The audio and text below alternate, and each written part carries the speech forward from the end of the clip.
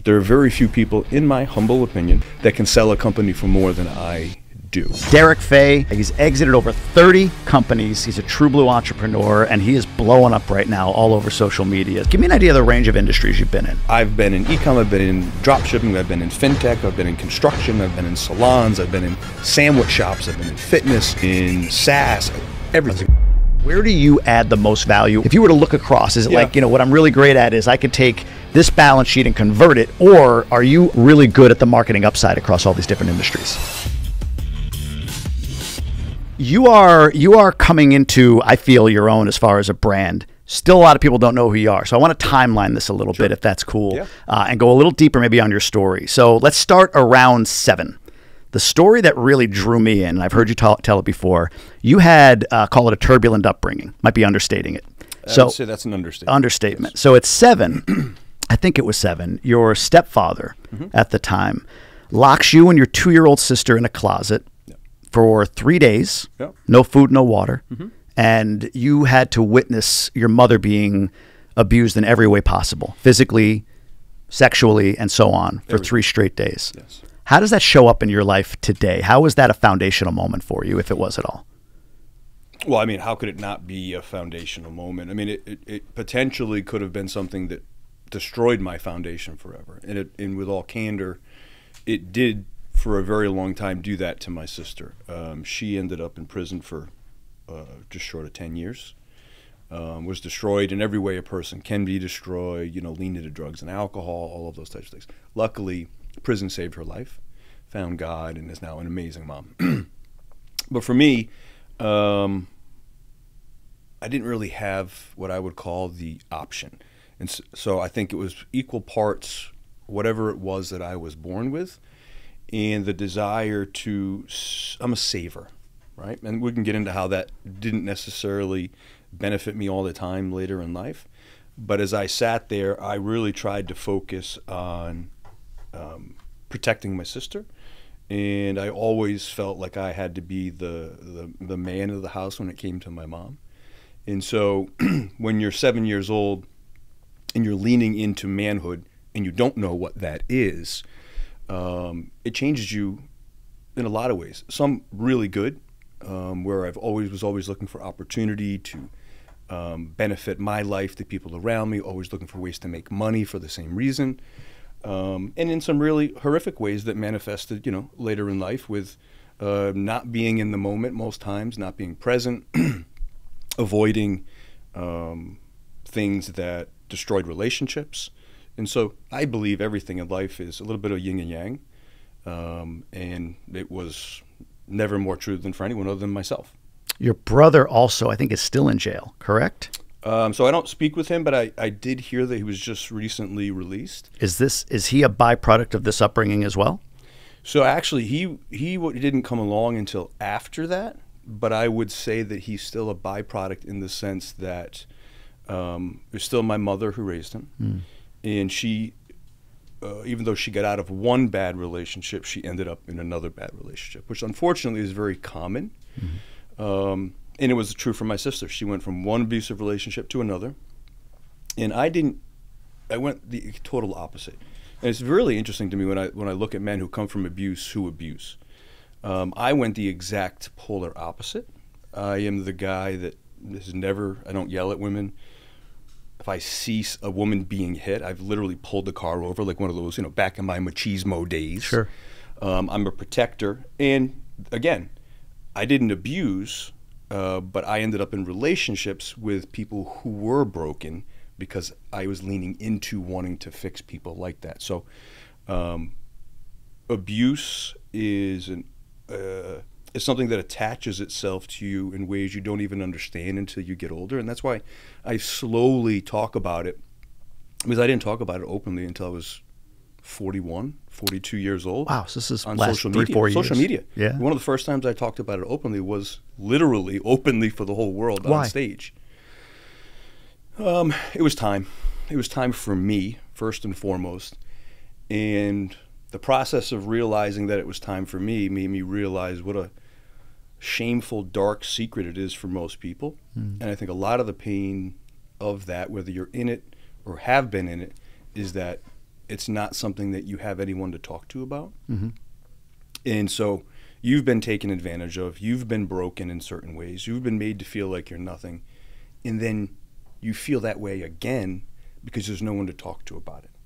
And so I wanted to, if I could be, whether it's a bright shining light or a small flashlight in the dark, to say, hey, I went through something pretty horrific and I came out okay and I was successful. And now I'm talking about it because it wasn't your fault. And it's okay to talk about it. And so I took the position that even if that impacted one person, that it would be worthwhile. And to my extreme pleasure, I've gotten hundreds, if not thousands, of messages of just, I needed that. And so for me, I got goosebumps. For me, that was a big win. Yeah. Incredible. Your dad, I know, was in the picture, your biological dad. Yes. You know, Rhode Island law, where you grew up, probably doesn't favor him intervening. They don't favor the men in that regard, or didn't back then. And he fought the entire time to get me. Yeah. What is, your mom, you mentioned, maybe went on a pattern of abusive men. Was your father part of that pattern? Tribe listeners, I have an extremely exciting announcement for all of you. Do you want to come hang out with Cody Sanchez, David Osborne, David Green, Rich Roll, and even yours truly down in Austin, Texas? Well, let's do it. May 1st, 2nd, and 3rd, for the first time ever, GoBundance, the exclusive millionaire membership group, is opening up an event to anyone, man, woman, millionaire or not, and we're calling it the Austin Entrepreneurial Summit. At the AES, you'll meet all those people I mentioned, plus GoBundance members on both the men's and women's side, and I'll be there hanging out the entire time. Every event I've ever attended for GoBundance has given me a disproportionate return on the money spent and the time spent to get there. And this is the biggest one that GoBundance has ever done. So if you're a member, not a member, and you're looking to supercharge the second part of your year, 2024, this event in May is a great way to get that all kickstarted. Go to GoBundance.com/AES right now for early bird pricing for members and guests. And warning, the power of GoBundance events is that it holds you accountable long after you're gone to achieving whatever goals you've set. So this event will change your life. GoBundance.com/AES. I'll see you there. Let's get back to the show. No, he wasn't. They married they got pregnant at, let's see, 18 and a half. Your dad's your age. Well, I'm potentially older as far as how I act. No, but my dad's a great guy. We weren't very close early in my life because my mom didn't allow him to be in my life, and then when I was, she kind of poisoned me against him. And so I had this just misguided hatred towards him. But he's that dad that just didn't care. If I told him, fuck you, I love you, I don't want to see you, too bad, and just kept coming and coming and coming until I realized what was really going on. And now he's probably my best friend. That's incredible. Yeah. Mom is gone? No, Mom is still She's here. Still here? Yeah, Mom was in my life and worked for me at my first large company, Around the Clock Fitness, which was based here in Fort Myers, for a better part of 12 years. And stayed incredibly close with me, despite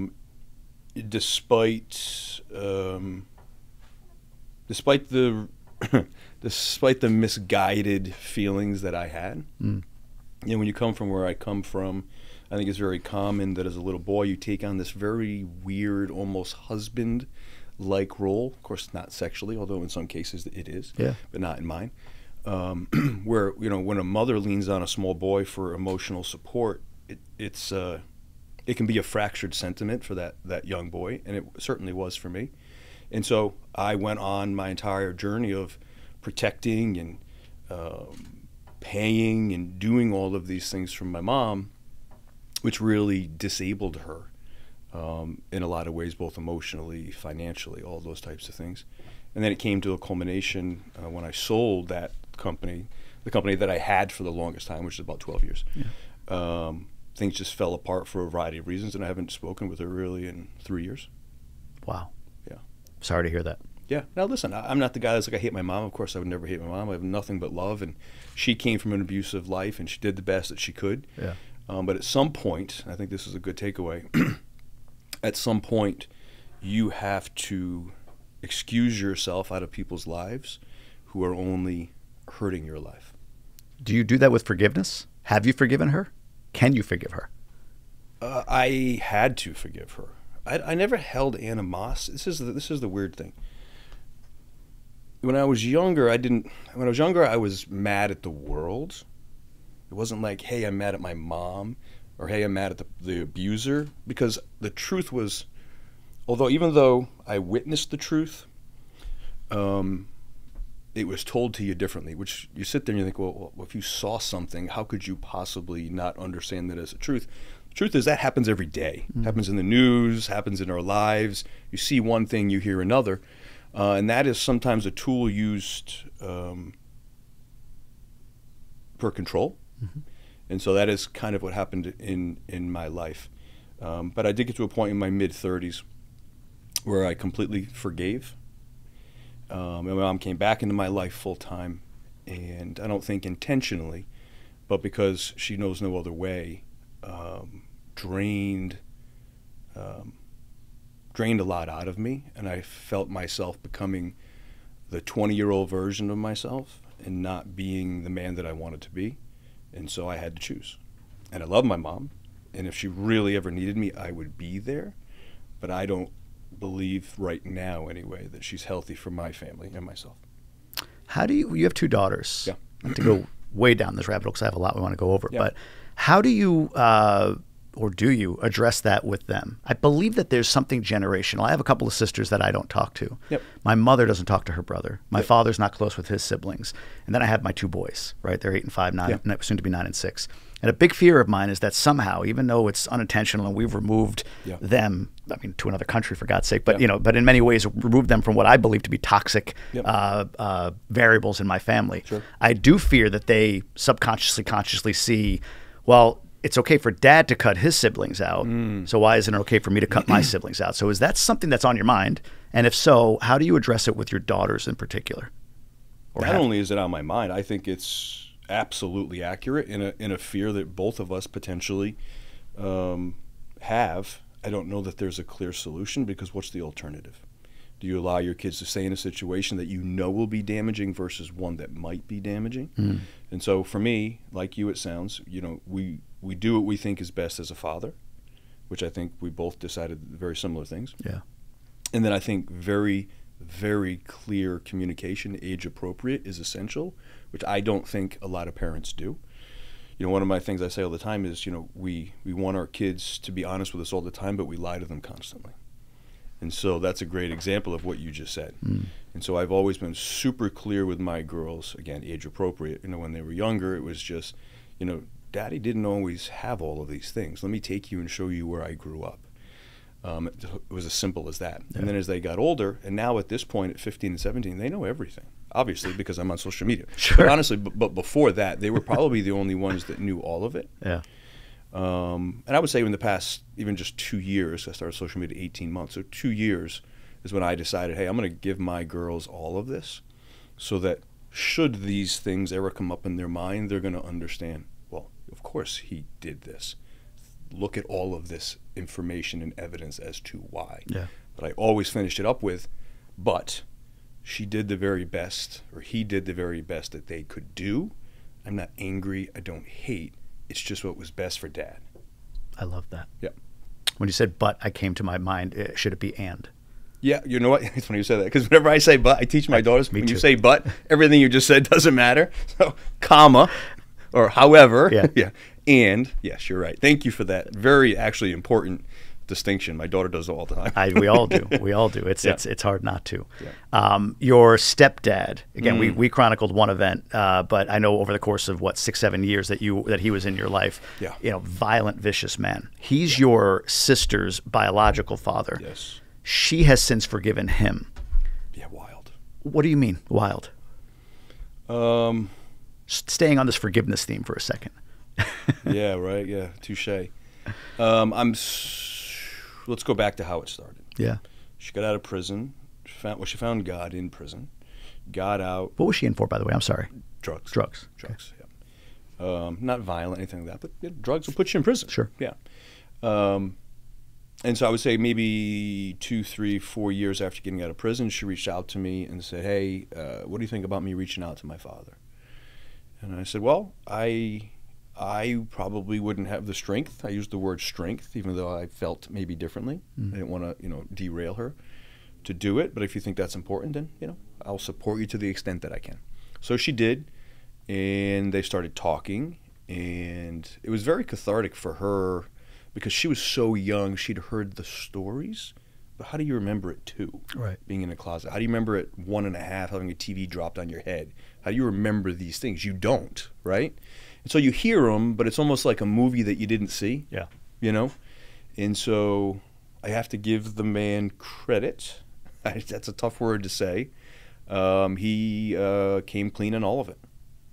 I did it all. Every inch of it. Which surprised me. So he has found a path. I guess maybe that was part of his, forgiving himself. She asked me if I wanted to speak to him because he offered that. I passed because I feel I've done the work I need to do to be okay. I ran into him once before I left Rhode Island. I didn't act the way I wanted to. Is it the gym? Yeah.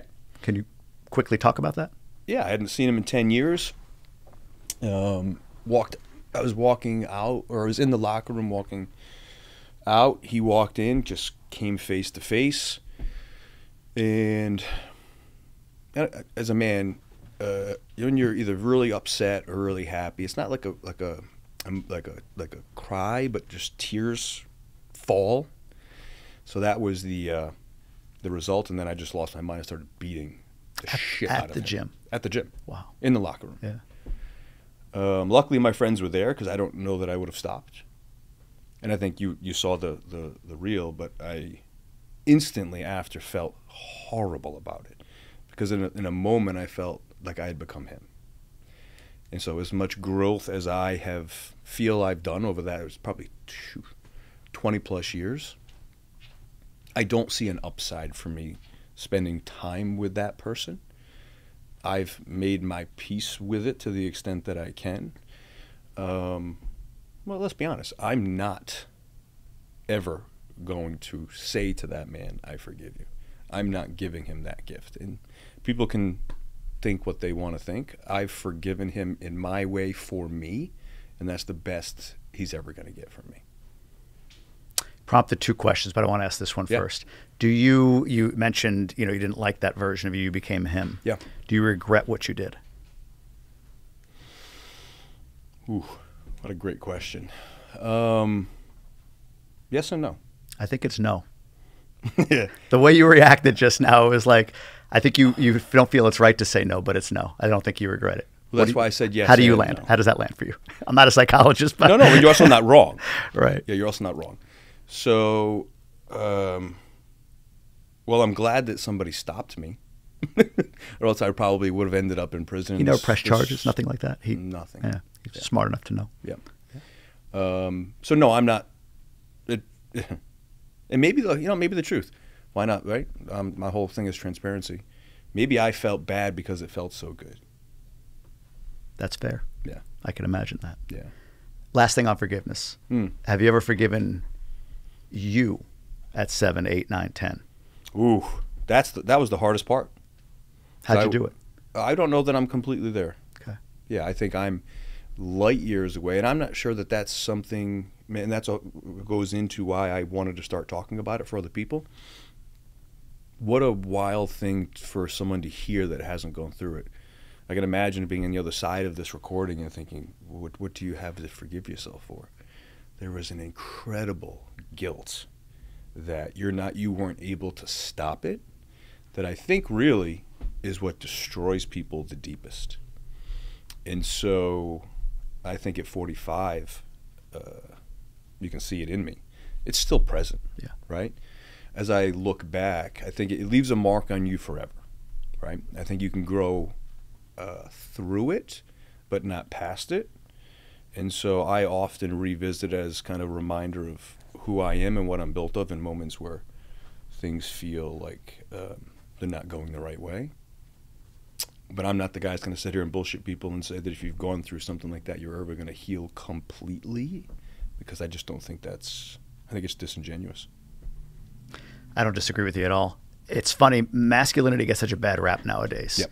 you said it really well earlier. You were thrust into the role of being a man before you were ready to be a man, or you even knew what it was to be a man. Exactly. But you were born, God-given, with masculine traits, with a masculine energy to you. That's how I believe it. Traits is the wrong phrase. But this whole today's world of, what is a woman, what is a man, all that bullshit, right? But the reason why I think this is a statement and a question. Yeah. The reason I think that forgiveness of your younger self is so important, everywhere from as traumatic as you went through, something way less traumatic, like you took something the wrong way in a loving household or whatever. Sure. But I think the reason forgiveness is so important is, and how do I want to put this? I think by not doing it as a man, you're denying masculine traits. We have a sense to control, dominate, protect, and so on. Yep. So if any of that is not existent in our youth, then I think part of the issues we're having today, where people are vilifying masculinity and vilifying what it is to be a man, is that you don't give yourself credit for the fact that you have these natural inborn traits. You have these natural innate traits, right? Sure. So to forgive yourself for whatever it might be in your past is essentially forgiving yourself for being a man. Thoughts? Well, first, you said something that I wanted to grab, where you said it may not have been as bad as what you went through. And I talk about this with people.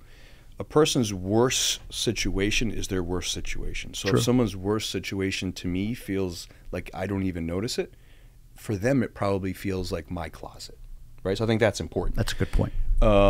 And then to answer the question, can you just refine that? Because there was a little bit of a ramble in there. To grab no, not a ramble. It was clear, but I'm not sure what the question wasn't that clear. But thank you for saying that. I guess what I'm saying is the idea, like you said, somebody listening is like, well, why would you need to forgive your younger self? I think inherent in that is the fact that you're forgiving your younger self for the instincts that you had to be masculine, to be a man, but not have the maturity or physical ability to manifest those traits, right? So you wanted to protect, you wanted to save your mother, but you're not physically capable of that. So that's where I think the forgiveness comes in, as far as forgiving your younger self, especially as a man. I can't speak to women, I'm not a woman. I just wonder how that lands with you. It brings up an interesting thought. I actually think you're close, but I'm going to maybe spin it and say, please.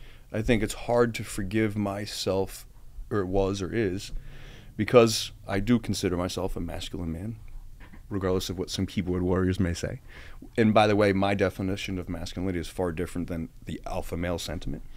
But I guess I look back and I feel like, and this is so unrealistic, at 7, because I have those qualities, I didn't demonstrate them. There you go.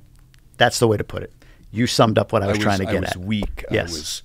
I couldn't protect. I couldn't save. And I actually feel that in me saying it right now. That's very real. Yeah. Makes sense. Yep. Good summary. Yeah.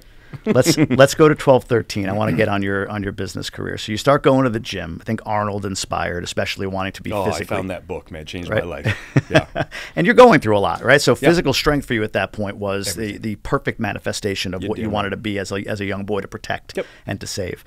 But this is where you get your first business opportunity, or at least your first inkling of what an entrepreneur is. This is like, we talked about it. I became one at 42, right? My instincts were delayed until then. Yeah. You were out of the gate. Do you mind telling the story at the gym of what this was, your first entrepreneurial endeavor? Actually, before we do a great story, my dad was cleaning out the upstairs because he still lives in the same house. Biological dad. Biological, sorry, I don't refer to anyone else other than dad than biological. And he found the sweatshirt of the gym, Bodies Unlimited, right? That's why I remember it so clearly. So I'm maybe 12 years old, and as you said, I found the gym for all of the reasons that were probably unhealthy, but saved me in a lot of ways. Confidence, security, strength, and all things I didn't feel that I had. And so it was my world. It still is, really, in a lot of ways, for some of the same reasons, actually, even at 45. But so the gym owner's name, Donnie, came to me and said, listen, D, this is maybe a year after I've been going there. We're not going to be able to stay open anymore. I haven't told anybody. And back then, regulations pretty loose. Just kind of closed down overnight, right? Too bad. They give it about a week. Lifetime membership, $12, and then they close the next day. Right? Yeah, exactly. I mean, Bally's did that. But anyway. Sure. So I was devastated, and my little entrepreneurial brain, which I didn't even know what that word was, certainly couldn't spell it. I thought of the richest man I'd ever known in my life, which, the story, was a guy who went to the gym with a BMW. Man, I used to see that car and think, one day I'll have that BMW. So I went to him and really upset and told him, hey, listen, here's what's going on. And he just very quickly said, what's the issue? I told him. He said, tell him I'll give him 6 months rent. I was like, oh, my God. So I ran back to the gym and told Donnie, hey, I don't know the guy's name, Jim or something like that. It probably wasn't his name. I can't remember. Said he's going to give you the money to keep the gym open. And he looked at me and he said, are you serious?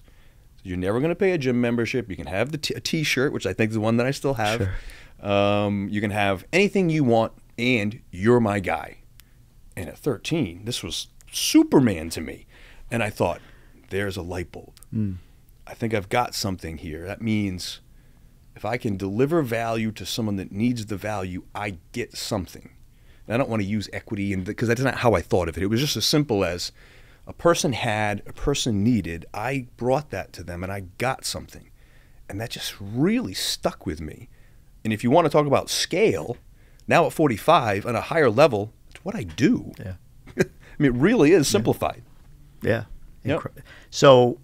And the gym still failed maybe a year and a half later or 2 years later, but still. There was something to it. The sentiment was there. And we'll talk about landscaping. You did that a little bit later. But something I wrote down I wanted to come back to real quick, because it feels like that's a crossroads moment. You going back to your upbringing, your sister, your brother, in jail, rough upbringing. Statistically, you should probably be there too, but you went a completely different way. Yep. I'm assuming that's a crossroads moment, the gym versus something else. Were there any other crossroads moments along the way? Like, grace of God is too easy an answer as to why you're not in jail. 100%. But let's dissect it a bit. Like, where did the grace of God apply itself besides here, if anywhere, as far as crossroads where A and B were open to you, A takes you down the path of your sister and brother, B takes you down the path you're on right now? Were there any other moments like that in your life that you can recall? Well, the gym is huge, not just because of strength and confidence. It was huge because I paired it with reading Arnold's book, and all it talked about was taking care of your body, eating right, and I assigned that to not drinking, not doing drugs. And so even though I was certainly prone to those things, I just said no for, you want to call it a narcissistic reason? Beautiful. Lean right into that. Sure. I wanted to look good and be strong, and my brain said, well, Arnold's saying that I shouldn't do that, so I'm not doing it. So that is a moment too, and that's why I've met so many very famous people. I'm not what I call a clapper. I'm not a fan. I respect people's achievements, and that's it. There's no pedestal moment for me until I met Arnold for the first time. Oh, you met him? Yeah, I did. At working out in Venice Beach, which, if we're being honest, that's why I went there. Sure. Right? I worked out with Charles. I know Michael Hearn. I know those guys, and they know Arnold. And met him, and he was really gracious, had a great conversation, shared some of this. And so anyway, that was, in my opinion, a grace of God, if you want to call it one of those moments. And athletics saved my life, too, for all the same reasons. I didn't have a sip of alcohol until like 3 days before my 21st birthday. Wow. So I was so locked in on being the best version of myself. And it was equal parts because of athletics and how I wanted to look. But honestly, all I've ever wanted to be, in a word, was rich. And I don't care what that sounds like to people. It's honest. I didn't care. Some kids grow up, I want to be an architect, I want to be a baseball player. I just wanted to be fucking rich. I didn't want to ever have to feel the way I felt. I didn't ever want to be looked at the way I felt like myself and my family were looked at. And so I wouldn't call that a grace of God. I would call that my driving force in life, which served me really well until it didn't at about 39 years old, when I realized it was a broken sentiment. Yeah, just money, right? Yeah. Let's flash forward. So you have this entrepreneurial aha, this light bulb that goes off at the gym. Add value to this person, add value to that person, something happens for you in the middle. Yep. When did you start to really take off on that? What was the next moment for you, or the most in earnest moment that you can recall in your youth or in your young adult years? Before we get to that, this is a good bridge. Although I realized that my father certainly didn't realize or appreciate the fact that his son was not going to be a 9-to-5 guy. So along my path, he was really persistent in trying to force me into traditional jobs, which I gloriously failed in ways you can only imagine. Some of them you know, and some of them you don't know. I'll bet. Really out of rebellion. And honestly, I say this all the time. The reason I appreciate my associates, C-suite members, employees, guy that mops the goddamn floor is because I couldn't do it. And that's not a masculine thing to say.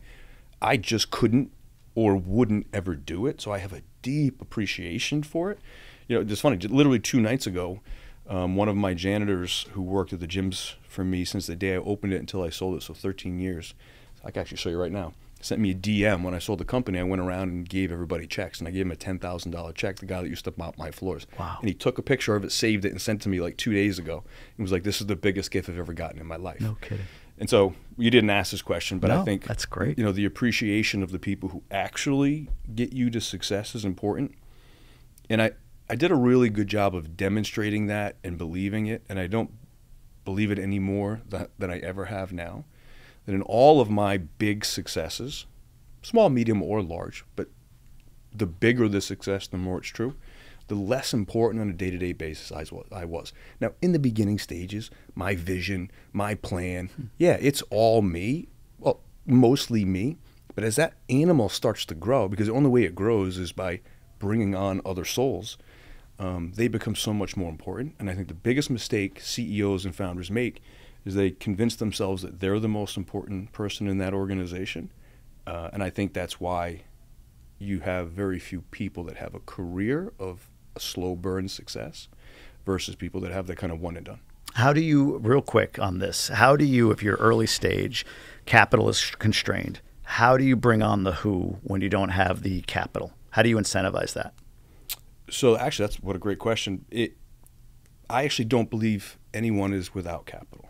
And so you either have capital or you have equity. And if you have equity, you have all the money in the world, right?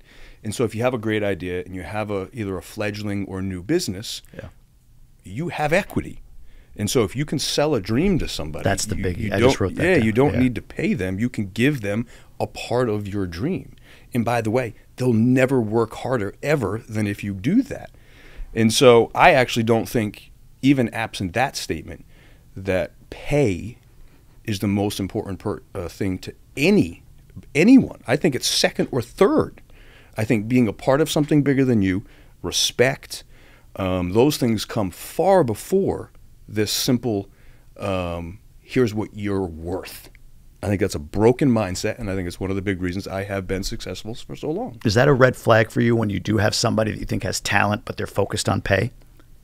It's not a red flag because I understand that some people aren't wired like me, but I always, when I offer a job, ask one of the questions I ask, would you rather be paid more salary or more upside? Because I just want to know. And I'm not judging somebody for it.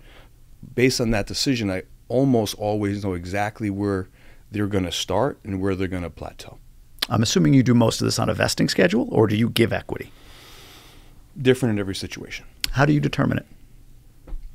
So if it's I think superficially, let's say a startup, I would probably grant equity right out of the box because it's not cash flowing. Right. Now, if I've got an established company, it's making real money, cash flowing, someone new comes in and is adding value but not building initial value, that's when I think it's an earned or a vesting situation. Now your structure, from what I understand, tell me if I'm wrong, is we talked about exiting 30 companies. I think a big part of your model, you built one ground up, I think a gym company, that's the 12, 13 year. Well, built more than that, but that's the one that we the longest, I'm sorry. The longest, right, yes. yeah. Yep. But many of them, if I'm understanding it right, say, the founder has a valuation of their company, let's go $20 million. $20 million. You recognize by, your experience and gift, I guess. Sure. This has more upside than $20 million. My Rain Man spectrum. Your Rain Man spectrum, exactly. So this is worth more than $20 million. Let me work with you, founder, on getting this from 20 to 30. I think we could do it in the next, 12 months. Yep. And in 12 months, if it's at 30 or whatever it is, I'm going to take 20, 30, 40, 50% of that upside. So if it's a $10 million increase in value, you take 2, 3, 4, 5 million at the time of sale. Is that your model? That was the model. Okay. And so in some cases it still is, but now it's more people are coming to me. There's already established history of experience. And so now it's more, perfect example. I mean, I closed 3 deals in the past 3 weeks. One is a roofing company out of Texas. I actually don't think he would mind me saying the name of the company, Results Roofing, an incredible company with incredible entrepreneurs. And they're doing, well, maybe that I shouldn't say that, but mid 9 figures I'm sorry, mid 8 figures in top line. Yeah, a roofing company. Yep. Wow. Yeah. And very healthy margins. So you have an idea of where it is. Very successful and growing very quickly. And so in that case, I've come in because when someone says, how do you scale a company or how do you know it's a good opportunity, I like the acronym I's and O's. So if you can identify inefficiencies and opportunities, then you know that you should either be a part of that company or you know that you can scale that company very quickly. And both aren't always present, but typically they always are. And so in this company, I have instantaneous equity both from a distribution and an equity standpoint. And so I'm getting paid my initial percentage based on everything I've done for the past 25 years. And then because they know that my value add, not only will we grow quicker, but there are very few people, in my humble opinion, although maybe this is not a humble statement, that can sell a company for more than I do. Now, when I say I sell the company, I'm not a broker, right? Although I have sold companies independently. But what I'm very, very good at is packaging things. I'm a huge believer in this, you buy the sizzle, not the steak. And this doesn't mean you're doing anything in the gray. But because I use it kind of silly, but it's actually true because I don't know how else to explain it. My Rain Man spectrum, numbers speak to me. I've never been able to explain it, but if you had a balance sheet and a P&L of a company that I've never seen and you gave it to me, in under 90 seconds I could tell the founder things about his company that he didn't even know. And we could probably reorganize his financial statement to probably have that company worth 10% more. And I mean in moments. And so, and in some cases where people are like, well, what value do you add? We've already built this company. A lot of times in live time, I'll say, give me your P&L and balance sheet, and I'll either save them $250,000 or show them why they've got this. And then they go, okay. Do you, so give me an idea of the range of industries you've been in. So we talk about a gym, you talk about a roofing company. You know, are you in any box, or are the boxes all over like, are you talking e-com? Are you talking gyms? It sounds like services businesses like roofing.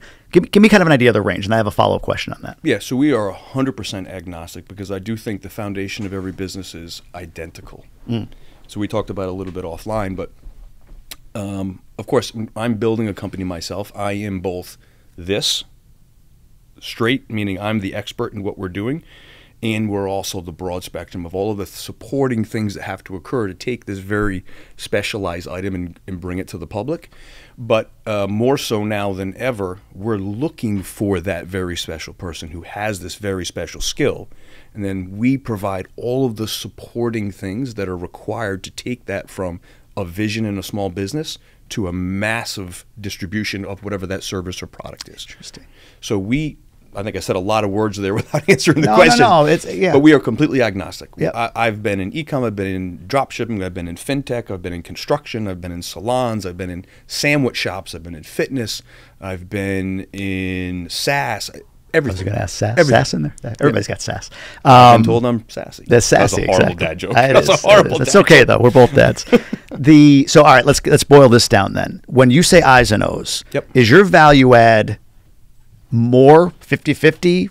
Is it more expense modification and or top line, below the line, above the line, below the line type of distribution? Or is it more scalability upward, meaning top line revenue? Where do you add the most value? Or is it, I'm sure it's dependent, but is there if you were to look across, is it like, what I'm really great at is I could take this balance sheet and convert it, or are you really good at the marketing upside across all these different industries? I think it's a very equal blend of more than just two things. I do think it's identifying inefficiencies, whether that's being actively done on a day-to-day basis, or if it's bad debt, or if it's inefficient operating.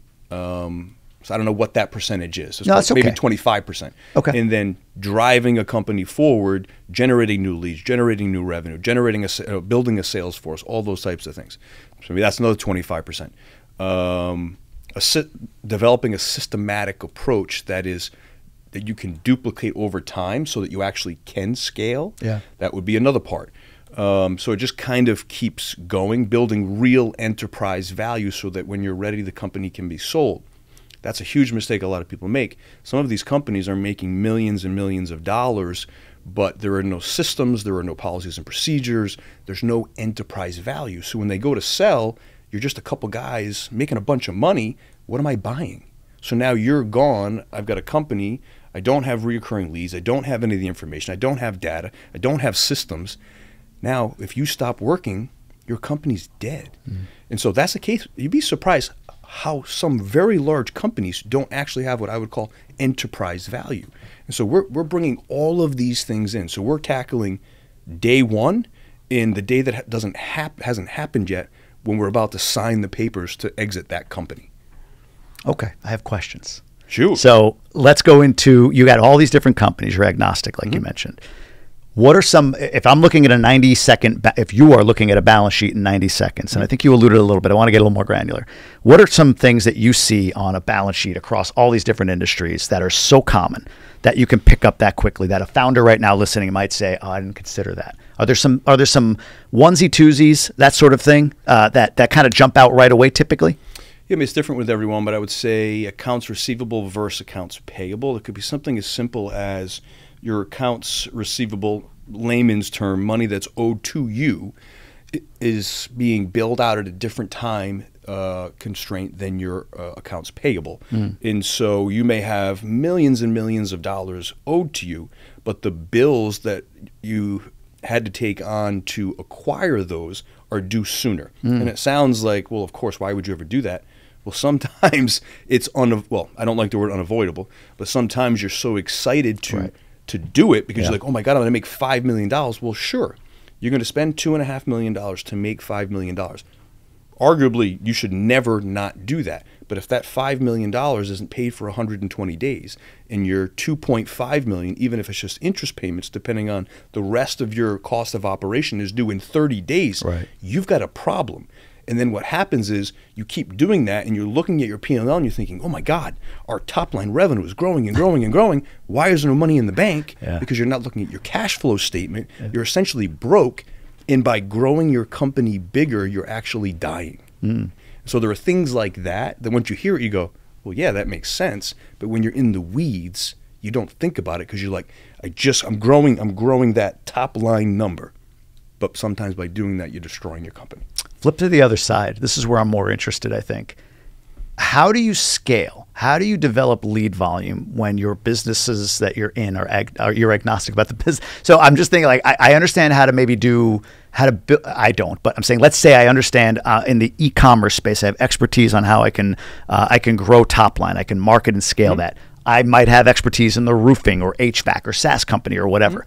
But how are you, or what are some things you're doing that allow you to be able to help a business across all these different disciplines, all these different industries, scale revenue, market size? So I guess we're talking about marketing. In a that's the word. Broad spectrum. I'm wordy, man. You're better at distilling this down. So maybe I'm just lazy. That's good. That's good. So yeah, marketing. How do you? I get marketing as a concept, but it feels like it's something that would be difficult to just say. Yeah, marketing across all these things. Like how are you? What are some commonalities across all these industries from a marketing perspective?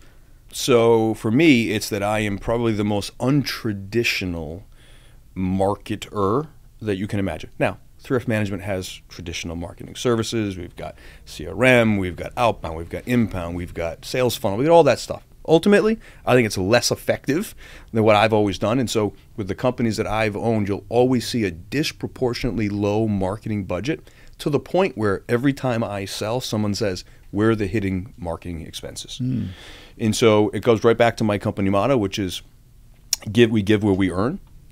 And so as old school as this sounds, and I get criticism all the time, and I've spoken in colleges and no one does it, the old school approach of actually giving a shit about your consumers is just not done. Now, what does that mean? Okay, I care about my consumer. No, you don't. You don't. You care about making money. Let's just get that out of the way. So how can you do both? I use the Super Bowl as a great analogy. If you and I spent $7 million on a Super Bowl ad and $7 million producing it, we spent $14 million, and it's one of the greatest commercials the world has ever seen. Apple, the Nike commercial. Yeah, yeah. Amazing, right? Yeah. I've probably made that reference 4 times in my life. I'm 40 years old. Yeah. Okay? So the point of that story is no matter how great your commercial, your traditional marketing is, even if you destroy it, that person might tell one person. Now, where I differentiate is, I'll use an example here in Fort Myers where I was building around-the-clock fitness. I would take all of those marketing dollars and I would invest them in the community around me. So if a school lost a program, if a fireman's insurance didn't pay damages, if all of these types of things. Why? A couple of things. One, it's charitable. It's the right goddamn thing to do. The selfish part of it is, if I saved your son's baseball program as a gym in Fort Myers, I guarantee you, you're not telling one person. You're probably telling as many people, or 10 times the amount you would otherwise. So you get to do good. You're building brand loyalty and recognition, and you're getting the word out there. A great example of this is DoubleTree Hotels. Oh, yeah. You know, the cookie? The cookie. The cookie. Want we talk about it? Please.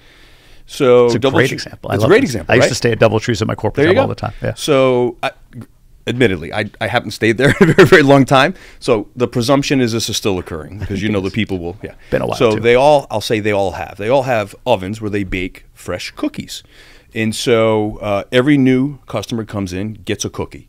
Now let's stop there and backpedal to some young kid or like someone like you and I. Like, I have an idea for this massive conglomerate for marketing. We're going to give out cookies, and everyone laughed at them. Right? Somehow that shit got through.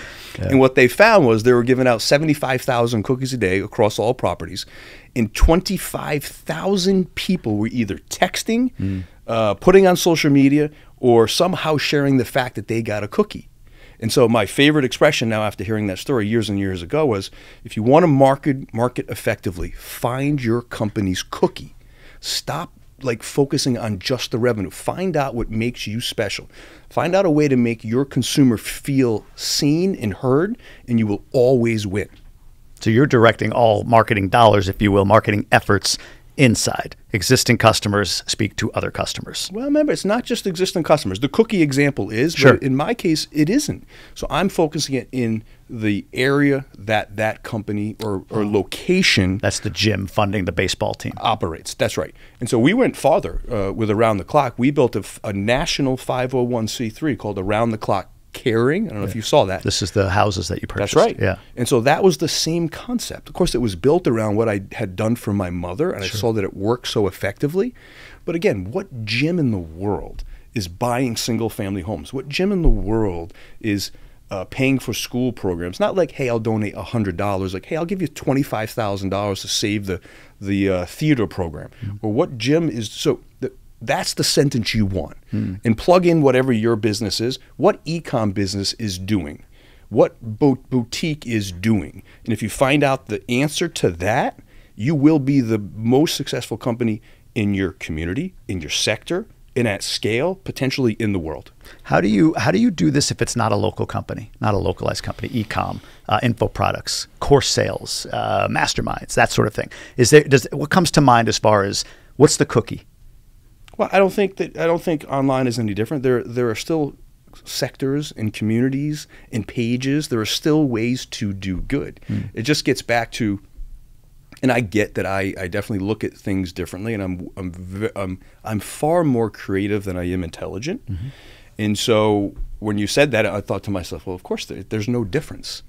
So I'm just going to say that. I don't think that there's a difference. I think you can find a way to apply a philosophy that works in every situation.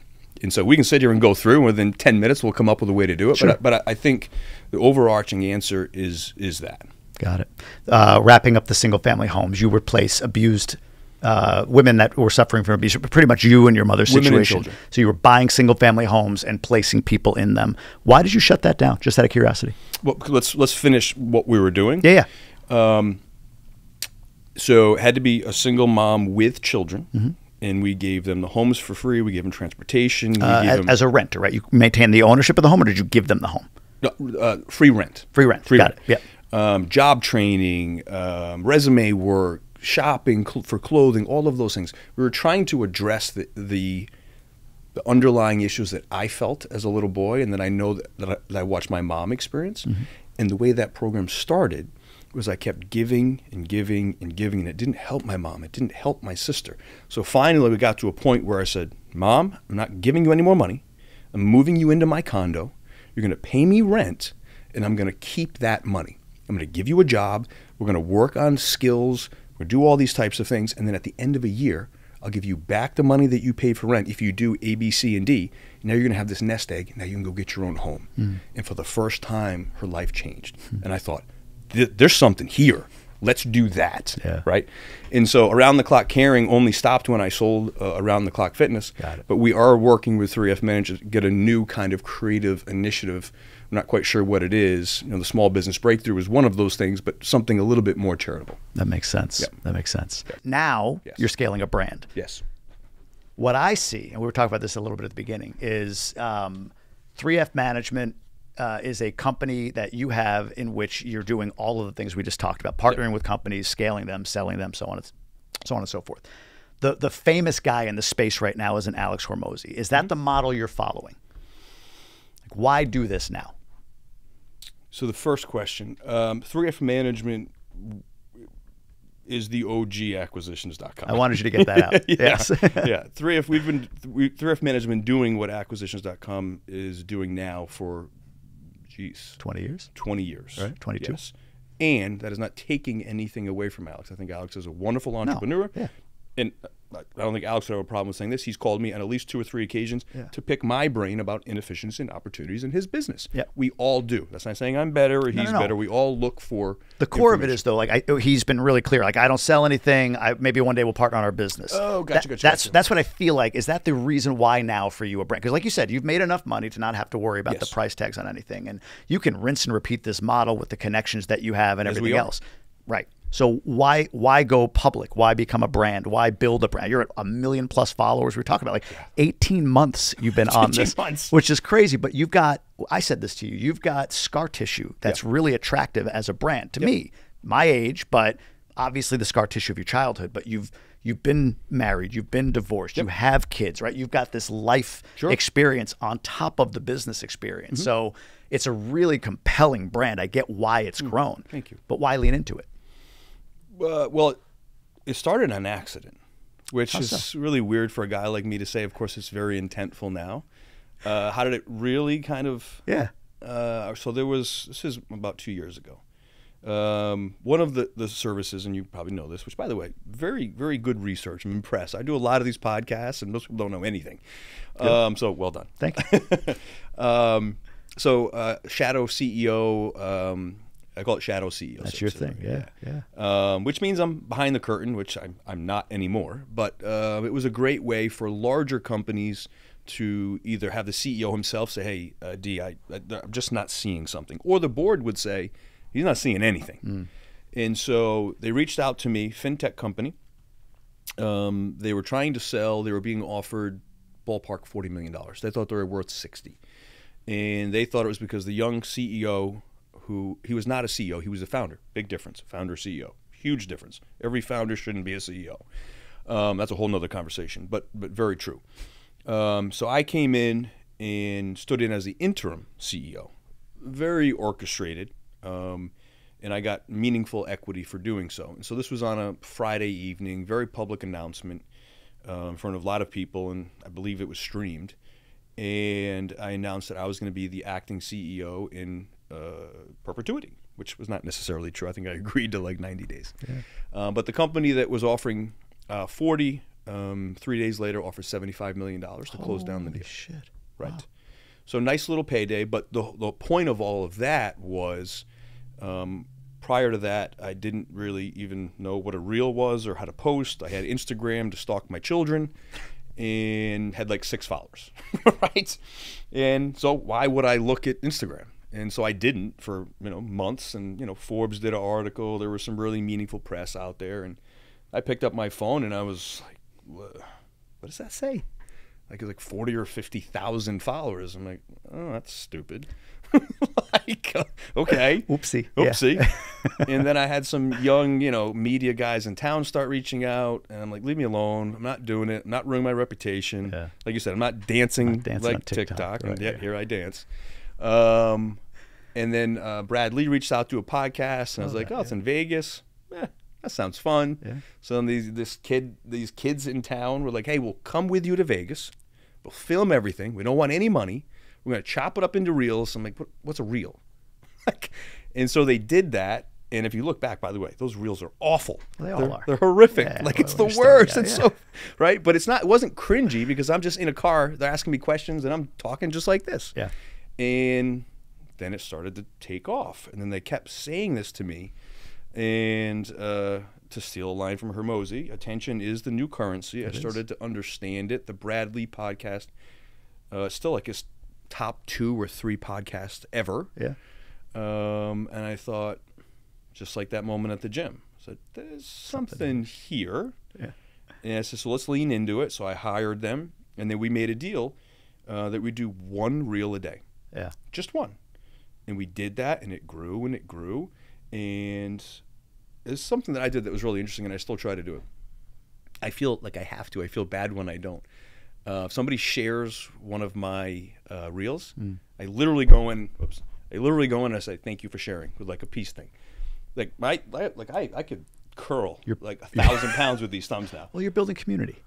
It's all I know how to do. Right. And so initially, I went in and talked with all the comments, and the ones that told me I was a piece of garbage. I'm like, no, you don't understand. I'm actually a really nice person. Like, wait, let me explain to you. Right? Exactly. Right. Very sweet. Yeah. Right. But I did that for months and months. Like, my girlfriend almost broke up with me. She's like, you're on the phone 19 hours a day. What are you doing? You're not making any money. Right. I'm like, yeah, but Joey in Idaho thinks I'm a bad person.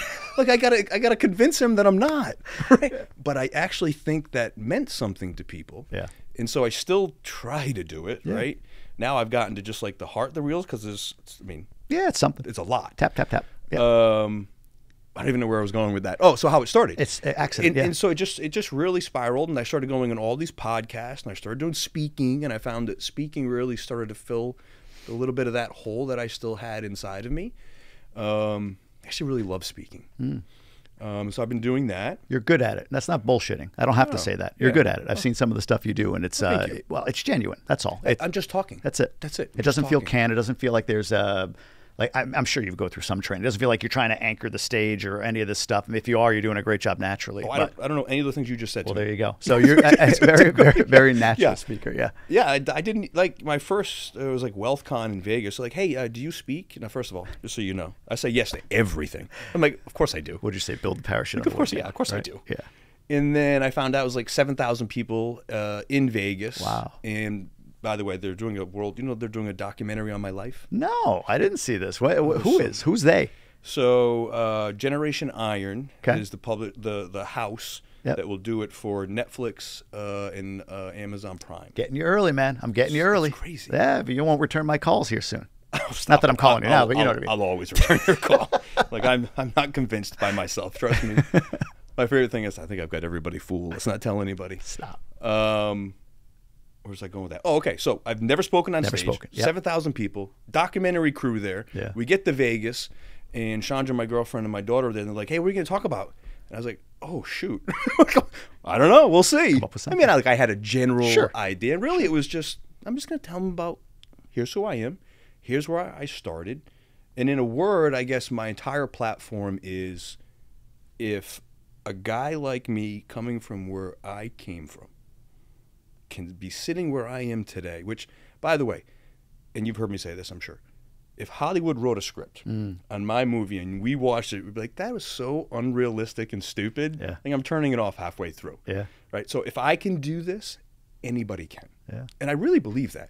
Look, do I have skills? Sure. But everybody has skills. Well, you tapped into natural gifts, though. You've allowed yourself, right? To align with, we all have natural gifts. Exactly. We just avoid them. We avoid them. You and I have for a lot of my life. I'm only now coming into the idea of like, I can say that this is what I'm good at, whatever it might be, and be okay with that. Sure. I'm not being narcissistic. I'm not being braggy. But guys like you, what I admire and why I love getting on podcasts with you or interviewing people like you, is I interviewed Grant Cardone. Yeah. And I got to observe his operation, and I watch you in the same way. And this is, you have to pardon the reference because of your childhood, but it's like guys like you, guys like him, you never stop talking like a kid. And here's Agreed. Right? Here's what I mean by that. But I don't know if you're thinking the same way. I love that. What I'm saying is, at 8 years old, pat on the head, junior, oh, you want to be an astronaut? That's so cute. But by 12, it's like, or NBA player, that's a better reference. By 12, your parents are like, yeah, you didn't grow. NBA is not in your future. Right. So let's figure out a new plan here. And some kids at that age go, oh shit, I did. I can't be an NBA player. Sure. My guidance counselor, I didn't like you. I went to college. I majored in registration. I went to 3 of them and dropped out within weeks of all of them. I didn't catch it at first. I majored in registration. I hated college. It just didn't make any sense to me. I was spending money for what when I can go make money? It didn't make any sense. But anyway, where was I? Grant Cardone, you dreaming like a kid. So at 12 years old, I modified. A guidance counselor told me, oh, you can't get into this communications program. So, okay, I'll apply for general, whatever the hell it is. And then I get to the college and like, oh, you totally would have been in, because I learned there, like the interpersonal part is what's big. All of this bringing it back. People like you, I feel like at 12 and 15 and 16, like, fuck that. I'm just going to keep talking like I'm 8. I'm not going to stop my dreams. I still do now. So is that the key for you? The key to life, it isn't money. It's happiness. And when you measure how happy you are, you actually become even more happy. Our friends at GoBundance, the Tribe of Millionaires, use a very specific tool to measure their happiness. It's called the Life Happiness Index, and you can have it too. Go over to GoBundance.com/LHI and take your Life Happiness Index assessment. You'll rate yourself in multiple categories on exactly how happy you are and get a custom output for you specifically that you can use in developing whatever goals you have for your life. GoBundance is the tribe of healthy, wealthy, generous people who choose to live epic lives. And the tool GoBundance members use at the base of all of that is the Life Happiness Index. Get out there and grab life big. I love it. So what I did talk about in my first speech was literally that, why you should always continue to dream like a kid. I didn't see that. So this isn't me taking it. Which is why I think it's great. I got excited. I'm like, let me no, I know. I'm not repurposing your stuff out here. No, yeah. Please. God, repurpose. Let's not go there. I know. No, 100%. It's nail on the head. And so I still, if you were like, hey, you're 45, you have no formal education, could you perform heart surgery? I'm like, absolutely. And I, like, in my mind, I'm old enough to be like, no, you can't. But then there's a voice that's like, yes, you can, or you can find someone that can do it. Let's go back to the gym moment. Yeah, I had no way of paying that rent, but I went and found someone that could. And that's what I preach to everybody. You may not be able to do something, but speed to opportunity is everything. If you get there first by saying one word, yes, I can find a way. You can either execute it and take all of it, find someone to split it with you and do half, or find 10 people and get 10%. But so yes, I dream like a kid. At 45 years old, I still have delusional confidence. I think I can do anything. I'm probably wrong, but my voice right now is saying, no, you're not, right? It's there like a little boy. Yeah. Absolutely. The question I said I forgot that I was going to ask earlier, it had to do with connector. I wrote it down, so we'll come back to it. But I want to wrap it first with this discussion on social media. We were starting to talk about it before. Why build a brand now? Sorry. No. You answered. I think you answered the question. It was an accident. It was a mistake. But now that's how we got there. Right, but you're finding fulfillment in it, and you're seeing the impact that you can make. It's not just dancing on TikTok. Yes, but to be however, let's not be completely unselfish about it, because it's just not true.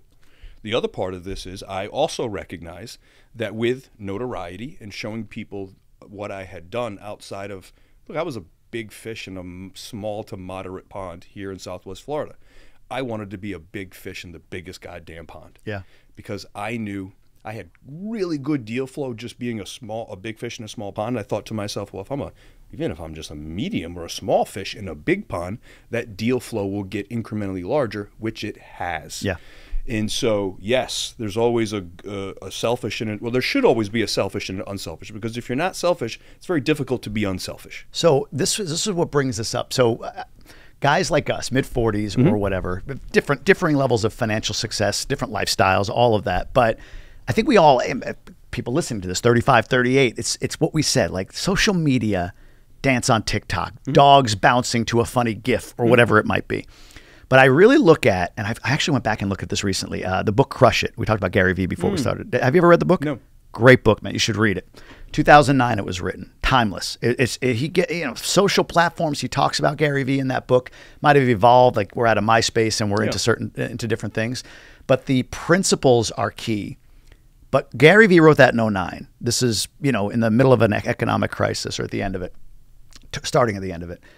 Grant Cardone wrote 4 bestsellers in that time frame, 08, 09. Jordan Harbinger, don't know if you know Jordan Harbinger, big podcaster. He was an SEC attorney, gets let go because all the banks close in 08, starts a coaching company, goes to $700,000 year one. So many of these guys today that we look at as, wow, they've got this big brand and they have equity in that brand. Yep. They started in a time, they started in a time where everyone else is looking at assets as great time to buy the business, great time to buy the real estate. Yep. I think guys of our age or a little younger, a little older, look at social media like a cute thing. And I'm starting to come around to it being, it's actually the asset class that you can execute a value add strategy on and trade out and gain equity from when at the time is right. You buy a multifamily building, right? 3-5 years down the road, you put a value add strategy into it. It's going to be worth more. Now, do you tap the equity or not? That's up to you. Agreed. You can let it roll until the debt expires, right? Well said. And you could do the same thing with brand. That's what I feel like is happening today. So there's a question in this, all of that rant. When do you tap the equity? Well, for let's call it a model, because this is a business. It is a business. It is, has to be. I mean, you have to treat it that way. You do. And so social media can be silly, it can be profound. You do get to control your own narrative. You can be the Jordan Peterson in a world of dancing dogs. Like you get to make that decision, right? Yeah. And so I know something to be a fact. I could be making millions of dollars a month right now selling some bullshit course. And I say bullshit not because I would produce something that was bullshit, but because I don't believe that the one-to-many model works. And that's just my opinion. Yeah. There are people I hope and think that are doing it very well, but I don't think that I could deliver that, and I couldn't live with that outcome. And so instead, I'm going to deliver whatever value it is I have, whatever insight I have, whatever I can do to just add value to the world. And then I know for a fact, for me, life is easy. It's easy math, I say. Good plus good equals good. 100% of the time. Yeah, right? I like that. And so I'm just going to continue to do good. And I know, because I've seen it from day one till today, the deal flow will increase. The good people that want to work with me will increase. And so my core model does not ever have to change. I'm just going about driving that core model bigger in a different way. Social allows you to pull versus push. Is that a fair way of putting it? You're drawing people in instead of pushing yourself into a situation where you can transactionalize it. Love that. Okay. Yep. Flip it around, because and I'm going to ask for a greatest hits moment before we wrap. I want to hear about the $70 in exchange for $5 million in 20 days. I love that story. My audience, one of my favorites. My audience needs to hear that story. But when we talk about you at 12 and 17, you did this with a landscaping company. You know, company A has X, company B has Y. Bring them together. I sit in the middle. And I take a little bit from it. You also talk a lot about relationships. Building relationships as being key. Social allows you to pull those situations and the businesses that you get into. There's a little bit of, call it push, like you're inserting yourself, right? I agree with that. How do you know when, or when do you decide that it's okay to ask? So let me give you a little context, because this is what I struggle with personally. Okay. I'm really good at adding value. I believe that. It's something I've convinced myself of. Psychedelics helped. Yep. I've heard. I haven't tried. Oh, man. Incredible. We could talk about it offline. But I believe in the value I can provide. I feel always like to ask for something in return, I really struggle with, because I feel like I'm sort of transactionalizing a relationship, and I truly am a relational guy at my core. Yep. So I will keep giving and keep giving and keep giving, and I never know when to ask. When do you ask? When do you know it's okay to ask, or do you just have to and go with it? I don't know if there's one example you want to use to kind of make the point, but I'm really curious for myself, and I think many great connectors can create a lot of value. How do great connectors extract value? So something people have told me my entire life is, and you could bring C-suite people and friends, people don't even like me, which is more now than ever. I I'm always shocked by what Derik is willing to ask for. So it's great that you just brought that up. And I think that's because of where I came from, where I didn't have anything. So if I was going to have anything, I had to ask for it. Sure. I literally had to ask for food to survive as a child. And so this barrier that a lot of men and women face of I'm afraid to ask is a bit foreign to me, because if anything, I'm asking too soon. Because the no's, that's so cliche, but the no's get you to the yeses. But it's a cliche because it's true. And so I did I don't want to say a consult. I did a Zoom call with a friend of mine, very, very, very well known, probably one of the better speakers in the world, absent maybe Tony Robbins.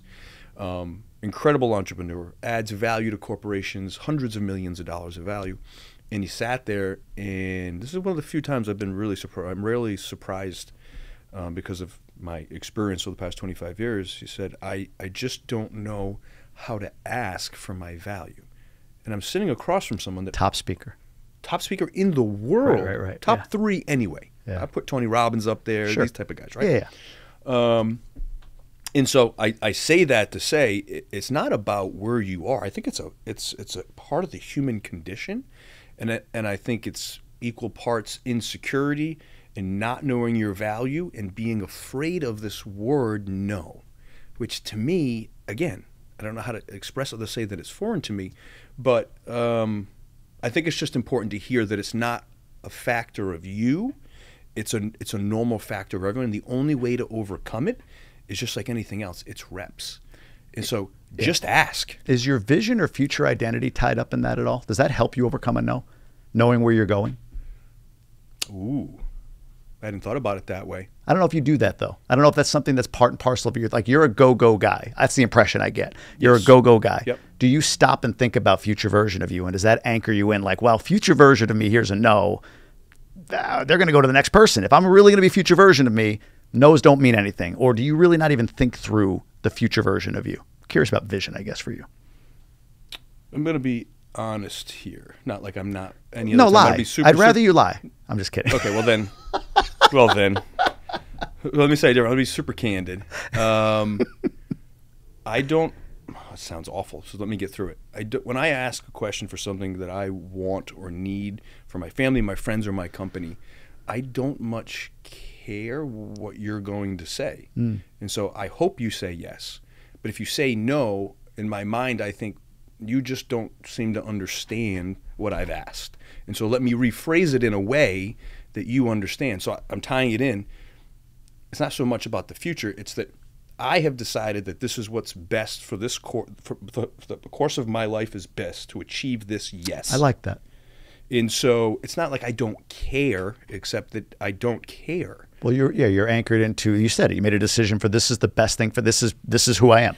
Equal parts that, yes. And also I feel I don't make many decisions that aren't also good for other people. I think I'm a generally a good person. Yeah. And so if I want something, it's not at the peril of someone else. Well, yeah. I was going to say, how do you know what to ask? That's not too big, but not too small where you're undercutting yourself. Or I don't know if you know how to, but is there like, was it you that was saying, I might be thinking of somebody else about, anyway. In negotiation, everybody has to win. Okay. I believe that. I believe that. I don't think many people do. I think win at all costs is the sentiment. Yeah. And when you win at all cost, I've never seen, I keep saying this, it's because it's super important. You will never have a career of wins. Never. Now, I say everyone should always win in every deal. Yes. What I'm really saying is I want to win the most, but I still need you and want you to walk away feeling like it was a good decision. If you want to call it negotiating tactic, is I put my stuff on the table, and before they say yes or no, I always say, listen, I need you to understand, I do not need an answer today. Even if I think they were going to say yes. So I need you to be, this is what I said, I need you to be 100% certain that this is what's best for you, or I don't want to do business with you, and I don't want the yes. So you can answer me now, you can take a day, a week, or a month, because my interest doesn't have a clock. So I call that a velvet hammer, right? So I think my approach gets me to the yeses, and my inability to accept the no, because going into every transaction, I really do believe that I have not just my own best interest at heart, although yes, more so potentially than the other person. That's just normal. But I do good business. I don't care what anybody else says.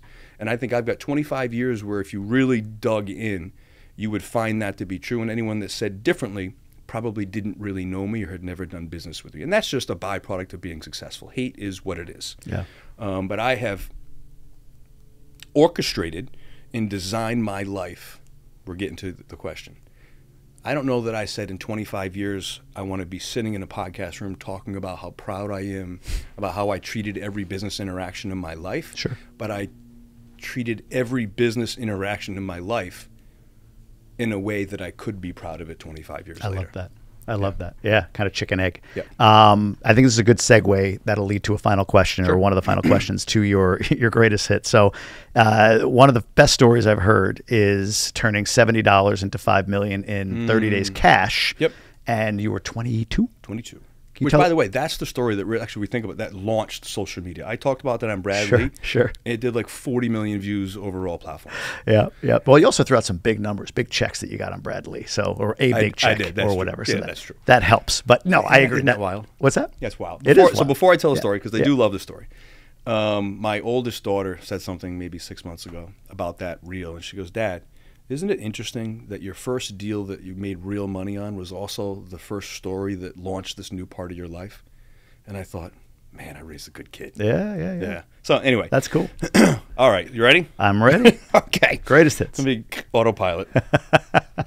So I moved to Florida at 22, and I'm doing what I always do. I immediately go to the places that I think people are going to be, the popular bars, events, things like that. And so in short order, I meet two realtors, two largest, most successful Florida realtors at WCI.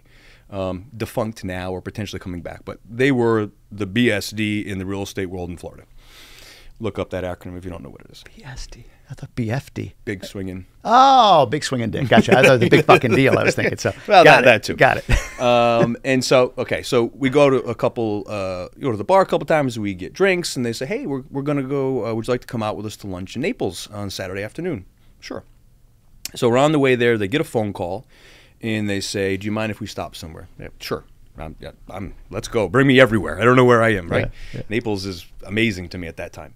And so we get there, and what's happening is it's a large apartment complex, low income, maybe 400 or 500 units. And it has been acquired by a REIT. And so the representatives are there with the 10 top realtors and saying, "We're converting these low income apartments to high-end condominiums. We want to pre-sell. How many do you think you want? How many do you want? How many do you want?" So they're signing up. My two people are just like, what a waste of time. And I'm in the back thinking, okay, these people don't know what's going on. Opportunity. I don't know what it looks like, but in my mind. Which people you mean? The tenants. The tenants, yeah. The tenants. I go, something is here. So we get in the car. I say, "Hey, you can do anything that we sell $10 million homes. We don't give a shit about making 150 grand. Right. Perfect. So we go to lunch, come back. Do a little research, find out in 2002, God, so long ago, if you're in low-income tenant, you have first right of refusal to buy that property. So I said, well, that's interesting. So I draft letters, okay? "Dear tenant, you may not know this, but your apartment is going to be converted to a high-end condominium. Florida law statute, blah, blah, blah, whatever it was, copied it down, right? You have the opportunity to buy it. If you can afford to do so, I highly recommend you do. If not, I want to make you an offer. If you assign me that right, I'll send you $1,000 to relocate." And I go to Walmart and I get a burner phone because I'm not quite sure like where the legalities on this is. Yep. And thank you for calling the offices of 3F Management. And I'm excited. I'm calling that thing the bat phone, right? Yeah. First day, nothing happens. I'm like, oh, important part. I paid to have it couriered so that they would knock on the doors and sign for it. There's your $70. $70. Yeah. First day goes by, not a call. I'm like, man, I thought that was a good idea. I was so juiced up, and I just kind of leave the phone. Over the next couple of days, I get 200 and over the next week, 252 people assigning me their rights. So now I'm equal parts thrilled and petrified. Yeah. What do? I have 252 $250 units. million, right? Yeah. Right. Okay. So I call. I'm sorry. They get wind of it. They leave like 10 messages on my bat phone, the burner phone, right? Yeah. We're suing you. You're going to jail. This is illegal. This is the REIT. Oh yeah. Yeah. So this is that moment. I call up. This is Derik Fay. How can I help you? You're doing it. I said, listen, how about we do this? Send me your Resco information, and I'll send you the full deposit for all 252 units. I couldn't do that. It was a complete poker play. What other play do I have, right? Were they signed? These were signed. Signed paper agreagents. With the tenants. The assignment. These aren't like intent to turn it over. You were signed. So one of them sent me a lease they actually had an option to buy. Wow. So anyway, long story short, we negotiate a little bit. Now they don't know that I was in that room and that they had $150,000 per unit. So me again playing poker at 22 with these people. I'm guessing you've got about $130,000 to $150,000 in upside per unit. So I'll tell you what I'm going to do. And if you're not prepared to do this, I'm going to close on this in the next 7 days with an all cash transaction. Yeah. If you give me $20,000 per unit, I'll walk away. $5 million cash. Just like that. Wired the money within 15 days. All right. So going back to it's an amazing story. Going back to the question before, I thought this was a good way to ask it. Was $20,000, they accepted first offer? They accepted right out of the box. Now, to be fair, they came back at like 7 and I stuck at 20. Okay. They came to 12 and I said, if you don't want to do the deal, we just won't do the deal. Okay. Think about that. That's I amazing. turned down 12,000 times 252. Yeah. Because I just knew that I had them. So did you ask for enough? I think so. Okay. Yeah, that was the question. That was the core of the question before was how do you know the right amount? So you're going into this with like, hey, it's a win for me at 20. It's great for them at 20. Yeah, maybe. It was a win for me at 1,000. Right. Good point. So I was pushing the limits. Yeah. And at that time, I had good money in my pocket at 22, but $5 million cash at 22 for less than a month's worth of work for $70. Yeah. I was like, the money was exciting for a couple of days. I talked about this, I think, on Flex's podcast. But what that showed me was that this dumb kid, this kid that everyone thought would never be anything, could stand in a room against adults. I'm 22, but I mean 40, 50-year-old men that would say they're college educated, they're in the financial world, and I destroyed them. I looked them in the eyes, I played their game, and I won. And that changed everything. It turned my delusional confidence into real confidence, and I was already lethal with delusional confidence, but now I had evidence. Yeah. Game over. Yeah. Yep. Incredible.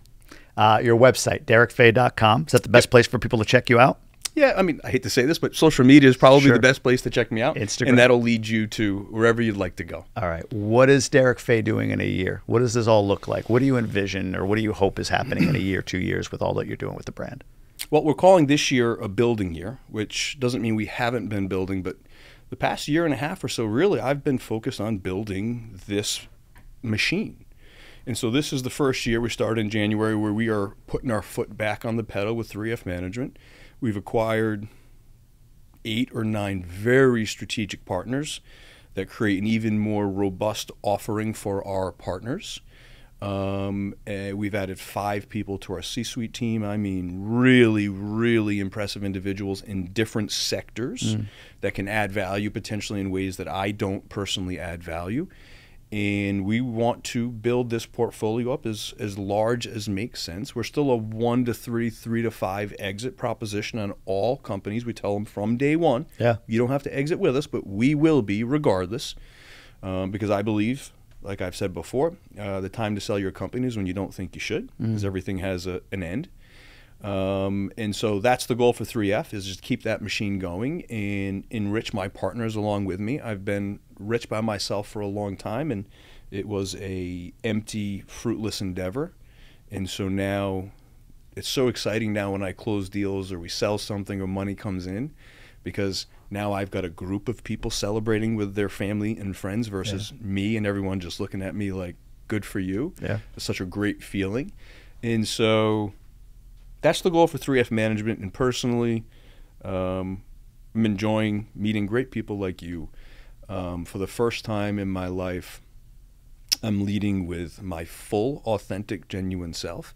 And surprise, surprise, I'm now surrounded by genuine and authentic people.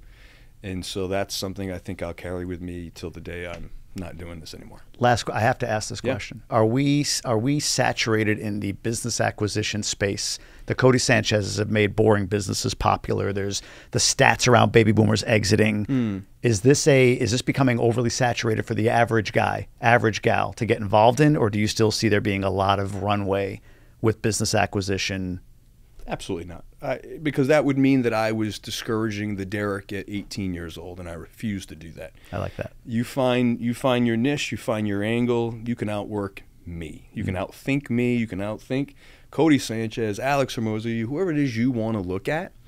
I encourage and implore and beg you to use the $70 to $5 million story, own it as your own, and apply it in that situation. And I'm telling you, whether it's the first time or the 10th time, you're going to have a similar outcome. And forget the money. The confidence that will give you will last you the rest of your life. Appreciate you coming in here, brother. Yeah, man, you too. Thank you for having me. Yeah, absolutely.